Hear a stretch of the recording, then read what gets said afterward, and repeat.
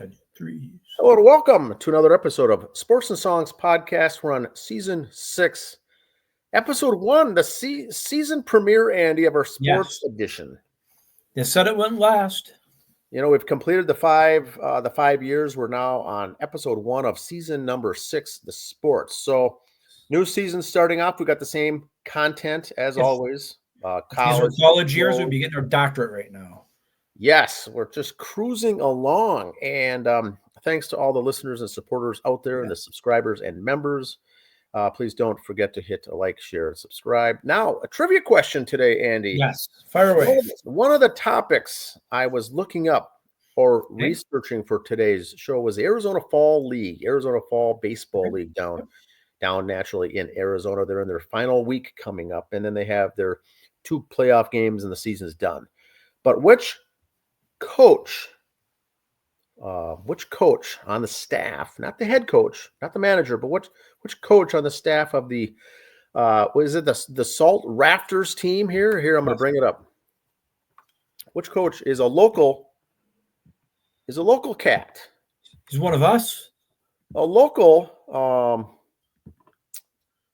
person from Minnesota, actually. So we're going to get into it here at the end, but this team here, right here, the Salt River Rafters. Okay. Salt River Rafters is comprised of the 5 teams for the purpose of Fall League baseball. There's one of the coaches here on these teams, not Minnesota. He's not per se an ex-Minnesota Twin. He's just from Minnesota. Just a local connection that some people here locally might know of. But we'll have the answer to that at the end of the show. In the meantime, we can kick off with our sports episode. And there we are. Happy us at our 5-year anniversary, beginning 6 years. Staff meeting the other day. At Knuckleheads in Mayer, Minnesota. Yes. Photo courtesy of Lisa in the commissary. Of course. NASCAR, we'll start with that, but we're going to start with a little sad news. Bobby Allison, NASCAR legend, if you will. Those who follow NASCAR will know that I mean by that. Yes.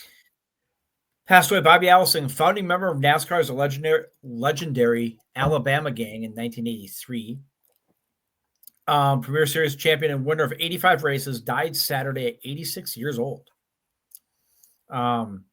Allison gained fame and fortune during his racing career that lasted nearly 3 decades and earned the Florida native practically every racing accolade imaginable. But it was a career that also included more than its share of tragedy. He lost 2 sons in tragic accidents, and his own career ended after nearly a fatal on-track accident in 1988. He's a member of the Hall of Fame in 2011, and he holds 4th place on NASCAR's all-time win list. Was recognized for his 85th victory on October 23rd, 2024, with NASCAR officially deeming him the winner of a disputed race in 1971. His 718 career starts, the 14th in the series history.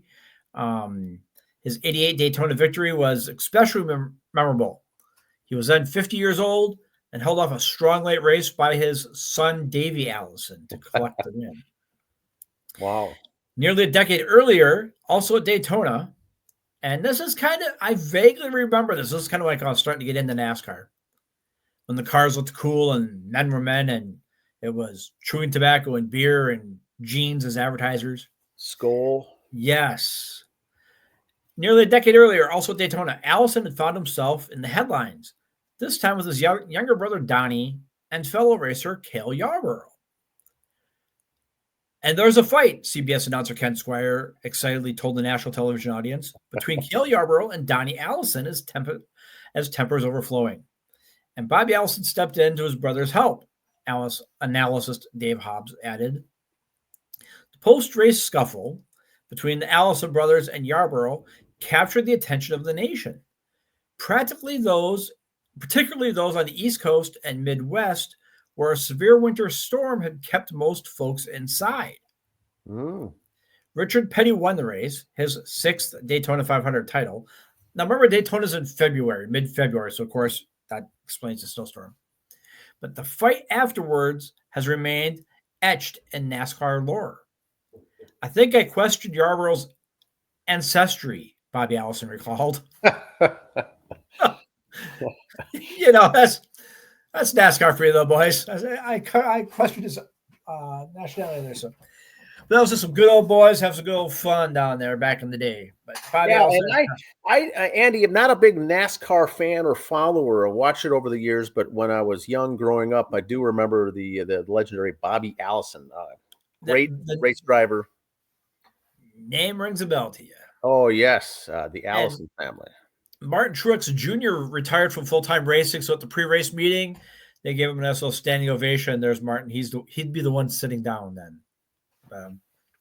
You still may hear his name like at Daytona or Talladega, some of the few races, but he is stepping away from full-time racing. Okay. And there it is. Joey Logano won. He won the race on Sunday.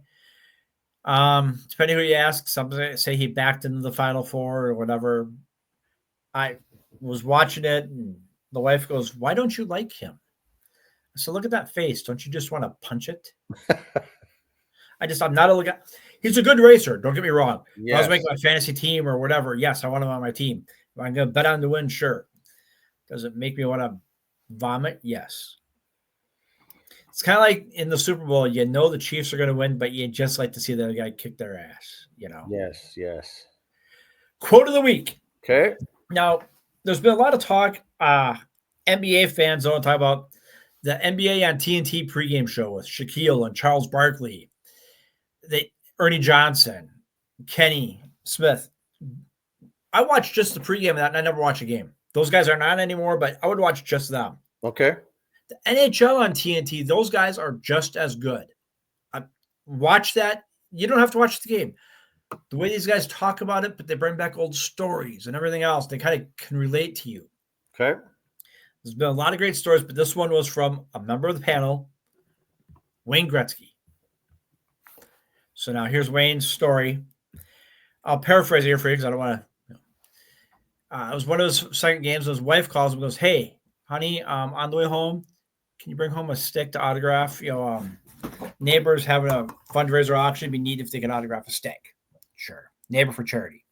So Wayne says, "So I'm walking out of the arena after game 2 of the season, and I'm leaving. Bernie Nichols asks me where I'm going with my stick. I said, I always take a stick home with me, even on game days. I take it home with me all the time. After that, he took his stick home after every single game too. He ended the season with 70 goals by Christmas. Every guy in the team was walking out of the locker room with hockey sticks that year." I have not heard that one. No. And Wayne's dropping stories like that all the time. He had one story once where he had like a hat, glasses, kind of. I mean, look at Wayne. He's kind of Joe average, but if you know hockey, you know Wayne Gretzky. He was taking his kid through the Hockey Hall of Fame, and he has glasses and hat on, and they have those things where you can practice taking shots.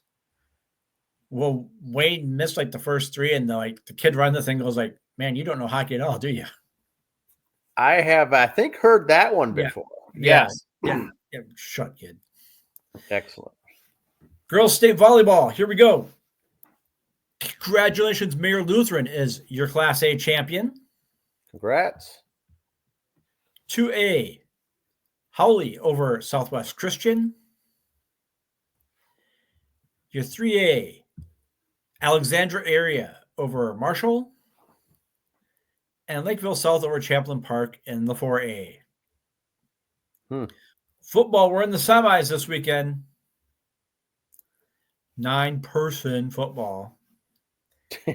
9-player. Or 9-player. It's not even person, they're players.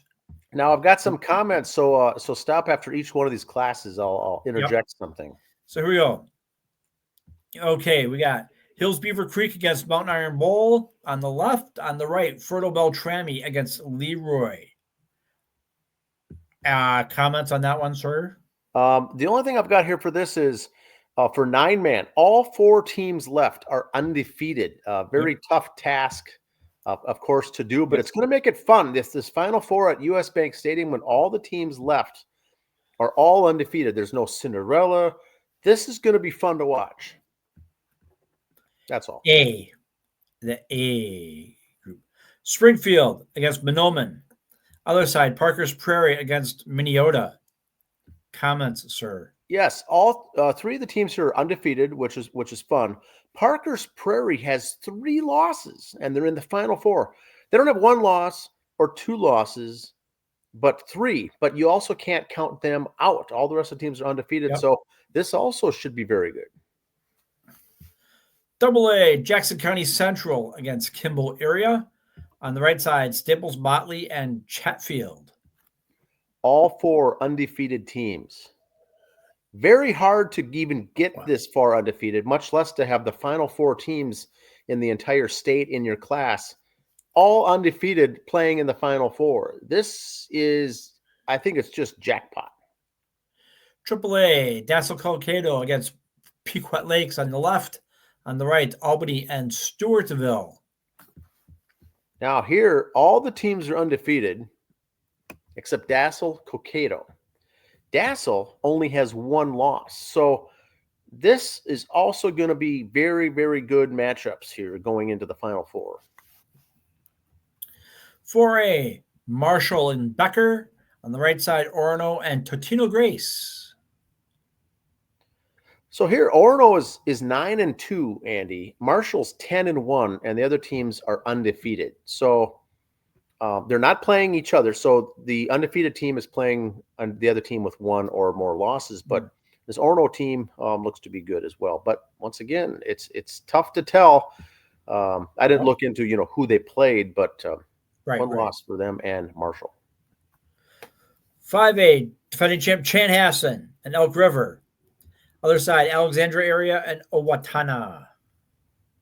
Now, this one I've got a comment on. There's only Owatonna is the undefeated team here. All 3 of the other 4 teams have a loss. Now, this is Class 5A, of course, so it's going to be tough matchups. Yeah. Not that the smaller schools are any easier matchups, but it's always tough. Owatonna is the only undefeated team, but keep in mind they only barely held on for a 1-point win in overtime over Cretin-Durham Hall last week. Cretin-Durham Hall had 4 losses, and Owatonna barely got by them. So this could be anyone's matchup here in Class 5A. Anyone could win this. This is going to be good to watch. Here's the big horse is a 6A, as they say. Anoka against Tonka on the left side. Other side, Shakopee and Maple Grove, both the 1 and 2 seeds on each side, it looks like. All these here are going to be good. It's going to be unbelievable when you get to this 6A level. I've got no other comments on that. Anoka is the dark horse here, I think. Mm-hmm. Minnetonka and Maple Grove are undefeated. Shakopee's got, I think, just the 1 loss. But these are the heavy hitters, the big schools. I'm calling right now Tonka over Shakopee in the championship. Okay. I know it's 2 weeks out. I could change my pick next week, seeing who's in there. I'm not going to play that. I'm calling it right now. Tonka and Shakopee. Boy. Tonka with the win. All these games are going to be so good. These last, the semifinals, the final. Mm-hmm. It's going to be really good football here, as it always is in the state of Minnesota. Got some baseball stuff here. So this stat today, the Detroit Tigers potential 2025 lineup. Then in the note underneath, the Tigers have 0 free agents this season. Interesting. And you look how they kind of came back, made the playoffs, had a nice run, got through the first round. You're bringing everybody back. So you make a trade, or you can still sign a free agent. Just because you have no free agents doesn't mean you're not going to, cut some dead weight and get somebody else on there. Javi Baez. Yes. So just saying, they're bringing back all the cards they were dealt. That's why they're going to be deal. Oh, what? That's why they're going to be tough. And the White Sox, the same thing. Is with as bad as the White Sox are, and Detroit was, the number of first and overall number 1 picks that you're getting and accumulating over the years. These are going to be tough. These are going to be good teams, Detroit and the White Sox. Yeah, that's what I thought. The White Sox did so bad, yet they gave up like 4 or 5 guys at the trade deadline from like the worst team in the. Yeah, they were sellers of all things, but I don't know. Here's the neat thing for the July 3rd game between the New York Millers and the Bluffton Braves. Oh, you really? Can auction to throw out the first pitch. Okay. You will I get like it. the experience. You get a $20 gift card for the concessions and apparel for both teams. See, that is a great. Whoever came up with this, Yes. this is what I love about amateur baseball. Yep. Top ball. I mean, and it all goes to different charities. You can find out more. Here's the link here. It's on our social media pages. Also, I'm sure the Millers and the Bluffton Braves have it on there. What a great idea. I don't care if it's New York Mills and Bluffton or if it's Waconia and Watertown or if it's whatever levels. You kind of get your rivalry teams, your 4th of July weekend games or Memorial Day games. Why not do something like this? That's fun. And I think option off to throw out the first pitch and you get a hat or a t-shirt from each team and $20 concessions. to get some swag. Now, the reason I think these two teams are doing it is that they're not going to have any chance to face each other in the postseason, right? They're in different districts and different regions, whatever they're called now, and so they're not going to have any postseason. So the one game that they're playing against each other this year is going to be that game, and that's going to be fun. That's why they're doing this promotional event. DRS had some notes on their last meeting last week. They'll start April 27th and July 25th. Regular season will have A teams play B, C teams once, while B and C teams will play each other twice. Point system will be figured out later to determine standings. The next meeting is January 8th, where I'm guessing they're going to do that. Yeah, they'll have to do leagues have this too now coming up. They'll have to be waiting somehow with a weight number or weight the wins and weight the losses to see how they're doing against them because of the unbalance. Yeah. Interesting. Well, kind of like, you got like for the FCS and FBS for football. Okay. NDSU lost to Colorado, but that didn't hurt them in the rankings because they played up. So it's going to be like that. And if a team, a big school, loses to NDSU, for instance, it has to somehow hurt them penalize them as well. Right. But it can't hurt the little school for losing. So yes. So that'll be interesting to see. Every region and section is going to have to deal with something like this, I think, with the new rules. Minnesota baseball most effective bullpen arm, Justin Thornton, will be back now for a 5th year. Here's my question for you, Dan, on this. And yes. I'm not picking apart this kid's career or game or anything else. I'm just saying. I would say it'd be better for a pitcher like him, and I don't know what his options were, if he could have gone to A-ball or rookie ball or something like that. But maybe if you're like, man, I'm just missing one thing, why not stay with the coach you've had for the 4 years? Yeah, the other guys are pro coaches, but still, if you're that one step away, I'm not saying he's going to be the number 1 pick next year because he stayed that 5th year. No, not saying that at all.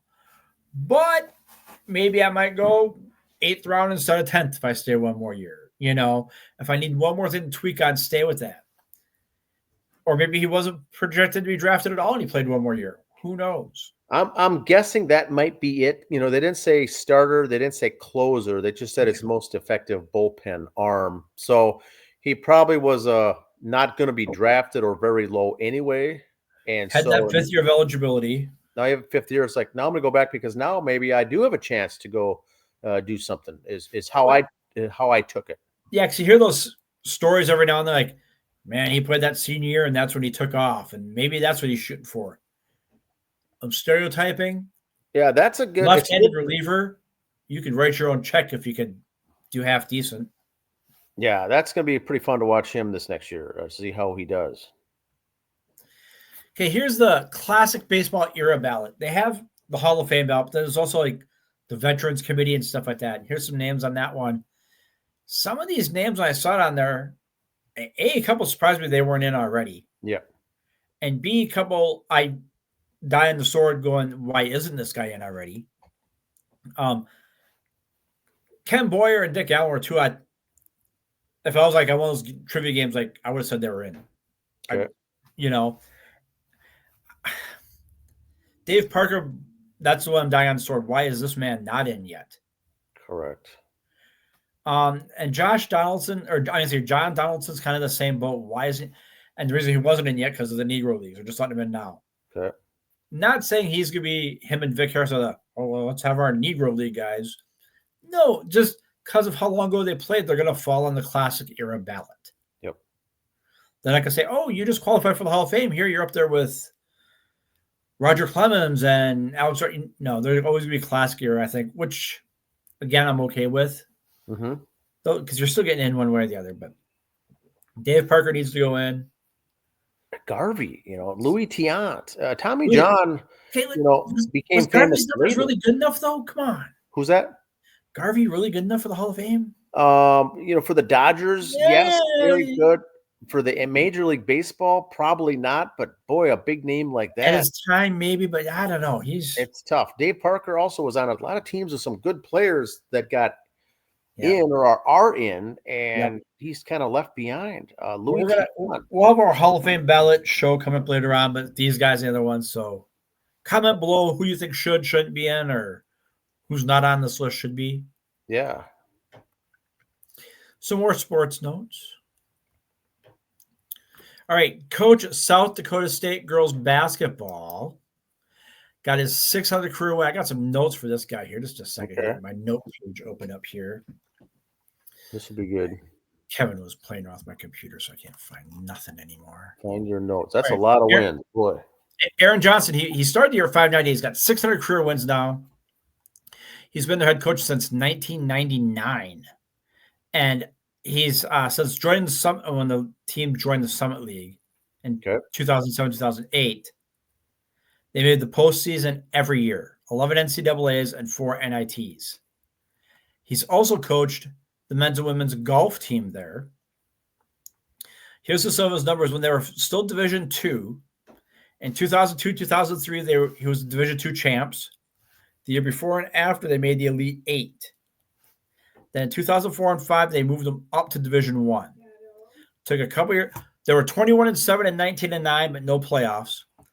06 and 7, they were the NIT quarterfinals. Okay. And then they joined the Summit League in 07. Here's how they've done. NIT first round. This is when they were, how far they made it. NIT first round. Second round in the big tournament. First round in the next 2 years or 4 years in the big tournament. WNIT semis. NCAA first round. NCAA second round. WNIT second round. First round NCAA Sweet 16 in 2018, 2019. There was none in the pandemic year. 20 and 21, they were out in the first round. 21-22, WNIT champs. First or second round in the big dance last year and first round, or 2 years ago than last year in the first round. So they've made a tournament of one sort or the other since they made it up. This man's been there. Now, 600 wins. Oh, well, that's great. Yeah. Okay. Pat Summitt's got the all-time record at 1,400, so he's got a long way to go. But still, 600 wins, that short of time. I mean, what was the one step? Do I have that number on here? I think I got on the next screen. There we go. Homeboy's only 50 years old, Dan. Wow. From Pine Island, Minnesota. Went to Gustavus. One of us. Wow. So you're not the only one with local history here for coaches. Interesting. So, 600, once again, that's a lot because it's, number one, it's a lot. And number two, it's consistent. And number three, you're always going to the postseason in some way. Most basketball teams, over the course of history, you're going to have a down year or a down couple of years, whether it's recruiting or there's other teams that are just running away with it in your division or conference, or you just have some tough luck and you go under 500 or something. But this guy is constantly in the postseason, which is hard. And if not, in the NIT, which is no easy task to get into that either. So every single year he's in the postseason. That's awesome. Only 50 years old. I mean, that 10-time league, Summit League Conference tournament champions, 10-time regular season champions, 6-time coach of the year, Dan. Yeah. You figure someone else have a good year. They are. Let's get this other guy instead. Aaron's won it last summer. No, he's won 6, 08, 09, 12, 14, 21, and 22. So they gave him a break for a while there, but then they realized how good the guy is. It's the girls like him. Obviously, he's a good coach. I mean, you can just tell Darn near 21s a year all the year at with times. talent like this is good stuff. And hopefully he doesn't take another job at a higher up level or advances to boys sports or boys basketball or something else. Just you've got a good gig here going. You could become very legendary here, almost like a John, Gallardi, St. John's for all these years for football, things like that. It's you obviously have something good. And here's the number on here that blows me away. We mentioned the one WNIT championship. He's made the big dance. Yeah, they've got the second round or Sweet 16 one time. Look at all these conference championships, this, that, everything. The man makes, I can't believe it says, only $290,000 a year. And so when you're talking Division, if he was a men's coach, Division I, he'd be making millions with those numbers. Yes, I mean, just look at the football nowadays at the SEC level or the Big Ten. What the head coaches make a 758 winning percentage, and he's making not even $300,000 a year. Yep, and he probably loves his job, and it's perfect, and the students love him. Yep, that's a good little story, a good feel good story, Andy. He's been there since '97 as a graduate assistant, so it's like he's there. He's probably got raised his family there and everything else.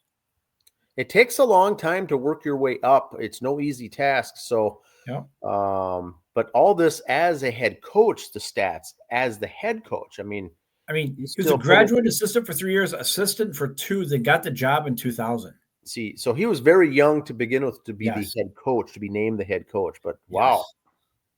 So he's been the coach for 20. So he was 26 when he got the job. He was much older than the players. And that is a hard thing to do at that age. A male and a female sport back then, yeah. So congrats to Aaron. Very well done. Johnston, Coach Johnston, way to go. All right, now here's another father-son thing I thought was kind of cool. Coach Izzo, Coach Jason Richardson in 99 through 2001. Now he's coaching his son. That's pretty cool. Same coach. You always hear, my kid went to the same school I did. Okay, yes. Your father was my student of mine, some old teachers, And not that you and I are ones to talk, but his dad graduated college in 2001. His son's 2024. It's not like he had a kid when he was 15 and the coach was still there 15 years later. This is 24 years after he graduated. So, so that's saying a lot for both Izzo and for the young man. Longevity. A lot of longevity there. Wow. The money line for the Eagles game earlier this week had the Eagles at a minus 360, Cowboys plus 280. Had the Eagles at a 7.5 point spread. When they said that Dak Prescott wasn't playing, the line only went to 6.5. or it was 6.5 with Prescott. It was only a point difference if Dak Prescott was in there or not. I thought that was great. Oh my, that is excellent. That's a great little footnote there. All right, now there's been a couple of news. I got a couple of things. Mountain West reporting that concerning North Dakota State as a football, join them football only. But then North Dakota State, we're not going anywhere. With all the alignments with the Mountain West, they're losing some teams to the Pac-12. Mm-hmm. A couple teams here. Mountain West has been looking at the Bison, the Bunnies, Montana, and Montana State. Okay. Now, here's one little neat thing about all this that we got to remember. With all the alignments of Mountain West, okay, who's all in the Mountain West? Do I still have that list here? Who's all in the Mountain West still? I might have lost it because I said Kevin screwed up. Okay, the Mountain West in 2025 is going to have Wyoming, University of Texas El Paso, UNLV, San Jose State, New Mexico, Nevada, Air Force, and Hawaii. Just imagine Hawaii going to South Dakota State University in the summer game. I would drive there to watch that game. But now the guys from Bison get to go to Hawaii. You take them farm kids out to the sun there. I don't know. Take the small town boys out there, see those girls in the grass skirts. Could be a long weekend, coach. Yes, it's because it would all be new as far as the but this is football only, not the basketball and everything else. It'll be football only. So let's see how that goes. Good stuff. See how that goes. All right. My favorite You think I'm fired up, boy? Here we go. Don't usually talk politics, and I'm not trying to talk politics, and I'm not saying I'm for or against either one of these topics coming up. Okay. I'm just saying you can't have it both ways. Yes. All right, there he is. The NFL fined 49ers defensive end Nick Bosa $11,255 for interrupting a post-game interview a couple weeks ago to show off his Make America Great Again hat, violating league rules, displaying items related to political or non-football causes. It was well worth it, Bosa said, about the potential fine after the incident. You cannot wear something that's related to politics or non-football causes. Okay. Yet their end zones have end racism. We could all do this together. Da da da da da. What's the difference? So they can't. That's all I'm saying. I'm not saying Yeah. for or against either one. Well, You they've can got put on the that stuff back in of the the end helmets on some teams have back of the helmets big letters Black Lives Matter. Yep. Fair enough. Fine. End zones, end racism. Well, none of these topics were ever in the sport of football to begin with. They were never What's part of between it. that and Make America Great? And again, I'm not picking sides. Yeah. I'm just yes, we should end racism. Yes, we could all do this together. I agree with that. But if you could do that, why can't he have his Make America Great Again hat?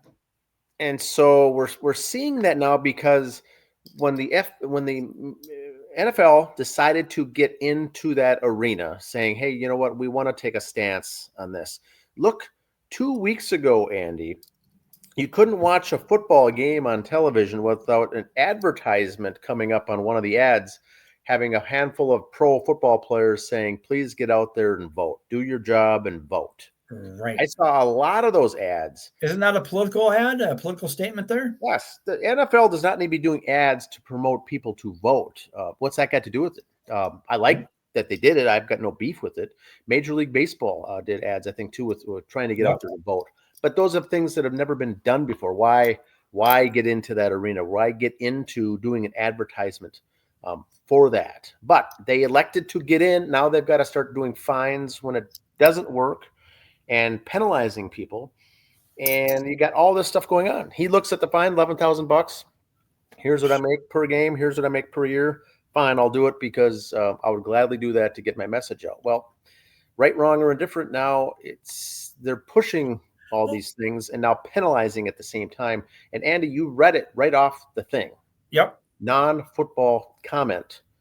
Non-football causes or cause. So it's not. Now to take it a step further, Andy, I'd like to get your thoughts on this because the NFL has an entire month set aside in October for breast cancer awareness. They wear pink. The month of November is salute to service, military. Now, we might like those things, we might not like them. My point or my suggestion for my soapbox here is, why do they have to get into those things as well? Because a lot of those, like baseball does it on Mother's Day with the pink bats, pink shirts, and then it's all autographed and signed off for breast cancer awareness for that weekend. Happy days, I'm okay with that. We've talked about that before. They do something for Father's Day, I think, too. Yep. St. Patrick's Day, Mother's Day, they do a little thing. But the NFL has an entire month for both. I think the reason they do it the entire month is because the way the scheduling is. Everybody gets at least 2 home games to promote their stuff, their shirts, their hats with their camouflaged hat or camouflage jersey. Yes, and now you can buy those sideline caps too with the camouflage. Yep, or their sweatshirts or their hoodies or their socks or whatever they got on. Yeah. So it still comes down to the almighty dollar is in the mix somehow all the time. But are they promoting a good cause? Yes. But okay, you're gonna have them wear their camouflage jerseys and this and that. But how many times do you always see, look at the special shoes he's got on for this cause this week. Okay, so he's wearing his special shoes for your whatever cause. How come the following week he can't put rest in peace, grandma, miss you? And they're going to fine him for writing on his shoe. It's a slippery slope. But You know, yes, I'm starting to see more of these around election time, you're going to see more of these things coming out, and they have to find them. They have to do it, but Yep. it I is. think the NFL, they saw with the whole Kaepernick thing. I mean, it obviously didn't hurt them. They were still number one, but they saw numbers going down. They saw certain demographic ratings and products going down. Yeah. So they said, okay, no more of that, but we're still going to put it in our end zones and our shirts and everything else. It's a big business, it's big time, billions of dollars. And so it gets to be horribly awkward.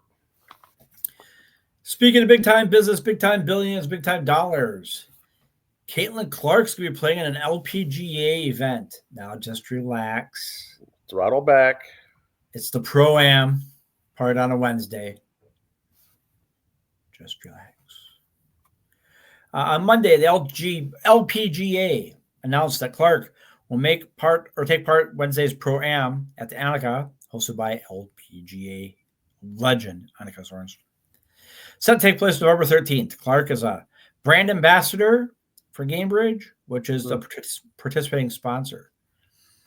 She did golf a couple of years ago, the Iowa pro golfer, so she's done this before. And they're showing an LP. People want to know how they could watch this. They want to watch Caitlin Clark golf. Okay, how many other times do you see baseball players and basketball players in the offseason at golf events? Tony Romo's a scratch golfer. John Smoltz is a scratch golfer. Tony Romo almost didn't announce this year because he had a shot to go on tour. If you would have Alice Cooper is a scratch golfer. Alice Cooper. Yes. But we don't hear of those. We hear of those. She has to play golf. Big deal. She can't get her unless she's not paying attention where she's going, trips over her own 2 feet and breaks her leg. How is this going to affect her career? Mm-hmm. It's not, because you know why? If it wasn't for this, she's probably golfing somewhere else on a Wednesday afternoon anyway. Yeah, it's all fun. It's fun to watch it all transpire right before our very eyes. We're living in history, Andy. Yes, it's the Caitlin Clark effect, they call it. That the thing I like about her is she's just out there golfing, having fun. She's didn't play in this for the publicity. I think she's the brand ambassador. She kind of had to, know. But also with that said, she likes golf. She's not going to be out there hacking. She's done this before. Good athlete. She could have played in these other basketball leagues all over, but you know what? I don't think she wants to get burned out. She wants to still play while it's fun. And she could do it, sadly enough, she doesn't have to play in Europe like some of the other girls to make money throughout the year. She's got the shoe deals, the this deal, the that deal. Then she could only play, she plays every day, but, only play in the WNBA and still relax and enjoy basketball. Yes, it's her job, but it's not going to be I got to train and play and work all the time, Yeah, I think we'll see more of this stuff in her off season. This last year or two has been just nonstop Caitlin Clark for everything that she's been involved with and everything she's been doing. And now it's going to be nice to see some normal off seasons.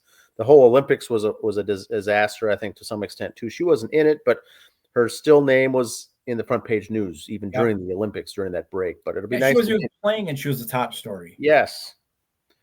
And I think that's why I like her so much is because during the Olympics, it was all Caitlin. But you didn't see her going, press, come talk to me. I got to answer that. No. Yeah, you'll never see her doing that, which is why I think everyone loves her. She's not a media hound. She's not a big darling that everyone. She's not just an ego person. So yes, that's where she's got my respect on that. If they ask her for an interview, she'll always say yes. She's not hounding people to try to get it. Now, Andy, do you have anything else left for sports? That's it. Like I said, there's been a lot of guys getting entertaining offers in Major League Baseball, free agency stuff. Not enough. We'd be here another 45 minutes on just the Mets and then another 45 on just the Twins players, blah, blah, blah, So we're going to wait till that all settles down, gets closer to, January where the awards will all come out. And you'll see that on our social media. And then we'll start finding out, okay, who's entertained offers, who hasn't, who's got this, who's got that. Because no one's signing nothing. Pete Alonso for the Mets is not going to sign a contract until he finds out if he's got the Gold Glove or the Silver Slugger or how many MVP votes he got. He's not an idiot. Yes. They're going to wait, let it all see play how out. before it all comes in. All the awards are handed out. Let the dust settle. Now, for as far as for baseball, the next upcoming dates here in the off season is all teams need to update their 40-man roster by November 19th by 5 p.m. Central, and that means that everyone we talked last week from the injured list has now been activated. Now they get to move guys up and promote them to get to their 40-man roster, or if they're gone, trim them off and now get their 40-man roster, because the next date is December 11th is the Rule 5 draft.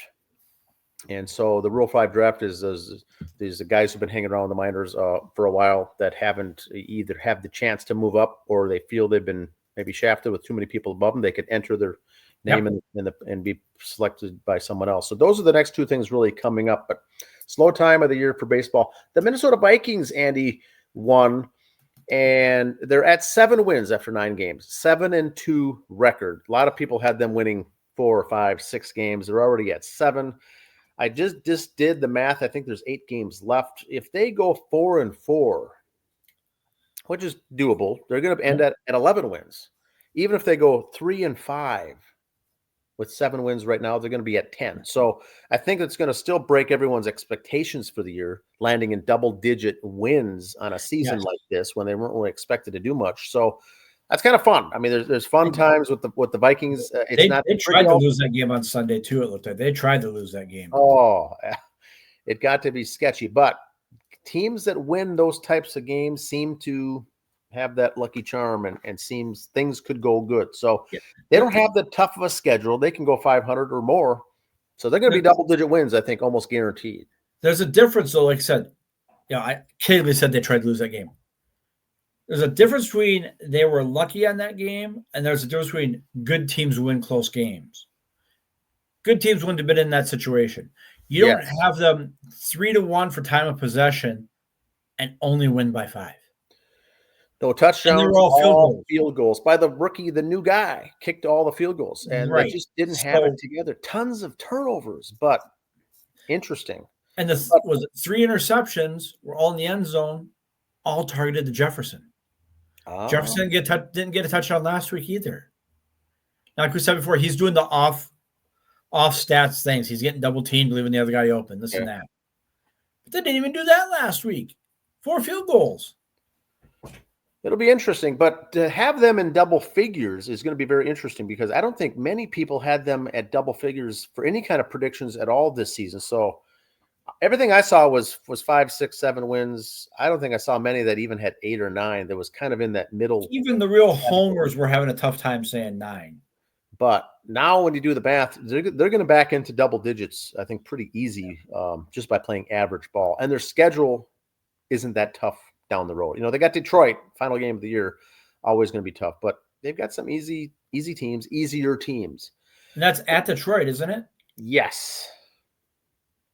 And someone's going to need that for that first round because it's only the number 1 seed that gets to bye now for football.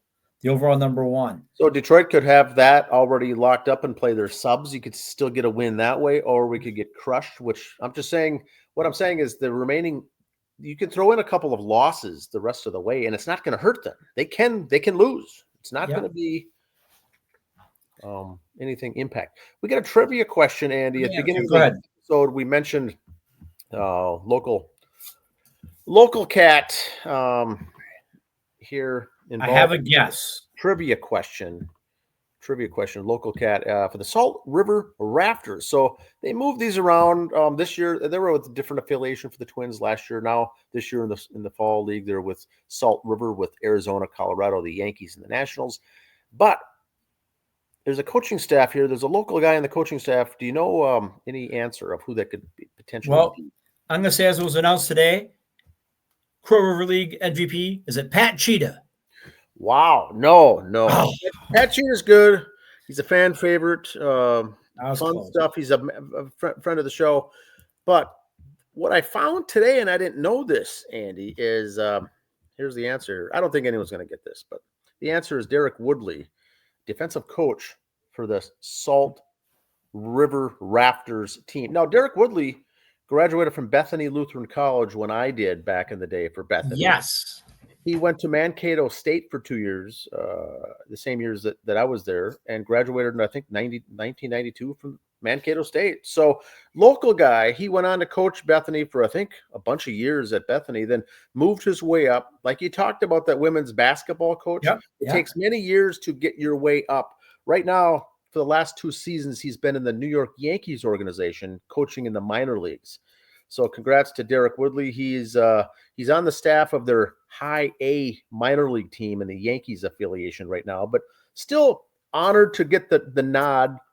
There's five coaches here, and there's 5 teams, and so they pick one coach from each of the teams. So he's the lone representative from the Yankees in the Arizona Fall League. Congrats to Derek Woodley. And people probably laugh at going, "Oh, you coach high A, haha. Oh darn, I get to spend all year in Florida and Arizona. Who's laughing now?" Yes, and so it's a 6-week thing scheduled to play down there. He's one of the coaching staff. Imagine seeing the prospects that are down there. The Fall League has the top prospects in all of baseball, and you're hanging around these guys for 5-6 weeks. It's fun stuff. You say that about these minor league coaches for any sport. We'll use baseball for examples. We're here now. The high A league. How many guys, different guys are coming through all the time. They're there for 2 weeks. They're for a year, whatever.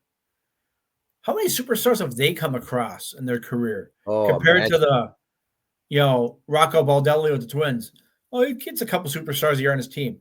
How many has this guy had the chance to coach over the years? Oh, so-and-so was in here for 2 weeks on a rehab, or this guy was here. Well, he was here for a little bit when we drafted him, then we moved him up.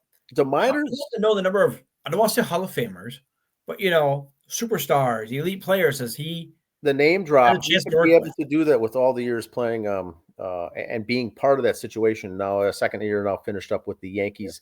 Fun stuff for Mr. Woodley. He was a Mankato West Scarlet, I believe, in high school. That's the answer for the trivia question for today. The Arizona Fall League has, I think, 4 games left. Friday is a semifinal. Saturday is the final, and then that season wraps up. It's just a quick, pretty fun fall season with some pretty elite level talent of prospects. Yeah, they just had their home run derby the other day on Major League Baseball. We're watching that. And that's fun to watch. You get to kind of catch some names. Like we said before, with hockey and with baseball, it's hard to follow the college, amateur, and the pro because there's draft day, and they're not on the pro roster next week like football and basketball. So that's why I like watching these things. Kind of refreshes some names, keep your minds up there. I was looking at the Mets' top 10 prospects coming into the year when they'll make the major leagues and that. It's like, okay, you can say this guy's this year or next year, but you know what? So-and-so gets traded. So-and-so blows out a knee. You just move that list up 3 people all the time, It's fun to watch. And I did that myself with the Twins organization the last couple of years, watching all the transactions and the affiliates during the whole season, who's moving up, who's moving down, who's getting hurt, all the things. It's a very fluid process. It's fun to watch all the movement. You're the number 9 prospect as a catcher, but the starting catcher gets hurt. You just moved up, Yes, it's a depth. It's basically a depth chart all the way up. The Twins also have a top 30 prospect list, like all the teams do. One of the players that elected to go free agent was their number 22 prospect. A catcher was moved off of the 40-man roster and says, "I'm going to go be a free agent and go sign somewhere else." So you don't see that very often, I don't believe, because now the Twins have just got 29 guys in the top 30 prospect list, and so they're going to have to move someone else now up into that for spring training, but. A free agent sitting on the Twins prospect list right now is available in the free agent pool. So very interesting how all that works. All right. Next week, we'll have the finals matchups for high school football for the tournaments. A little more hot stove stuff. The Professional Women's Hockey League debuted their jerseys this week, which were all pretty cut and dry. Minnesota Frost was an F. Boston to B. Nothing real fancy, just cut and dry, which are still cool. They were still sharp. Don't get me wrong. Use my Mets logo, for example. Yeah, you see the NY on the helmet, but usually the logo is the baseball, the city in the background. Who can draw that? Yes. You want the little something. You want your lead takeoff. You want something simple people can draw. Then get fancy. Win a couple of rings and get fancy. Exactly. That's all I got for this week. We'll see you back here next Monday. See ya. See ya.